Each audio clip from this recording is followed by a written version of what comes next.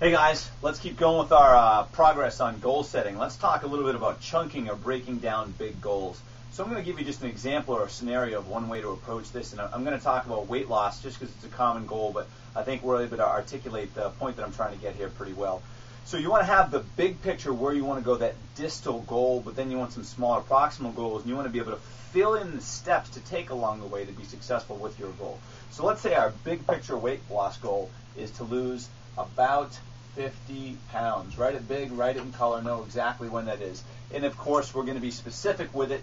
We're going to want to know that it's measurable, it's attainable, it's relevant, and it's time-bound too. So let's say that we want to lose 50 pounds and we want to do that in 12 months. Now that becomes a lot more manageable when you start to look at this in smaller chunks. So if we do 50 pounds divided by, if I could use a calculator, 12 months, that's 4.16 pounds a month. Now, 4.16 pounds, I mean, who couldn't lose 4.16 pounds? That's pretty easy, right? It's a lot more manageable than this big number of 50. Well, let's take another even smaller look at that. Let's put it under the microscope a little bit more. So if it's 4.16 pounds a month, let's divide that by 4 weeks. That is only 1.04 pounds a week. That's a lot more manageable. That's a pound a week. But let's take it to the next level. Let's divide that by 7 days. That's only 0.14 pounds a day. I mean, everybody can lose 0.14 pounds a day. You can do that 100%.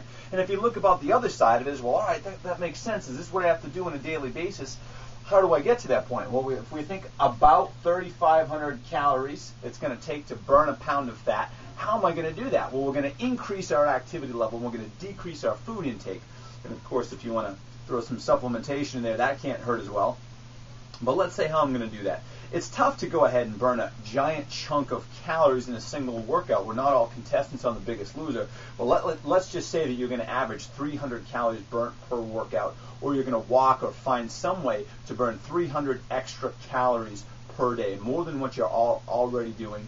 So let's say you do some strength training a couple days per week. Let's say you're taking walks every day and doing cardio in a gym a couple days per week, or a class, or martial arts, or jogging with the dog, or doing some kind of sport. So let's say that we're burning 300 calories a day. That's times 7 days. So that's 2,100 calories a week.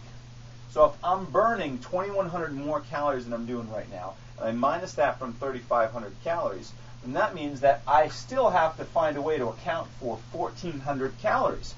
That's how we can go after that with our food intake. So I have to find a way to eat 1,400 calories less per week. Well, let's divide that by 7 days. That's only 200 calories a day, less than someone's already eating.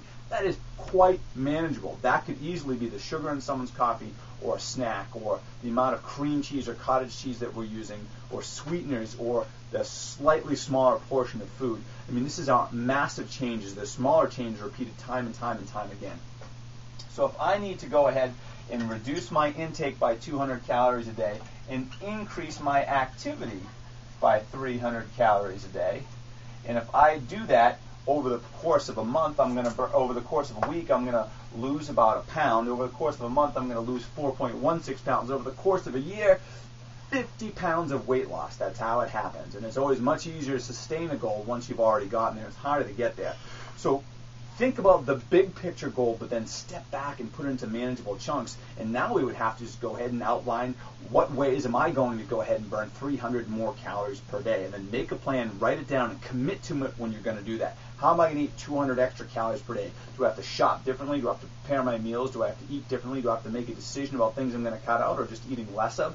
And then you have to put it into action. Yes, you can weigh your food and you can measure your food. That's great.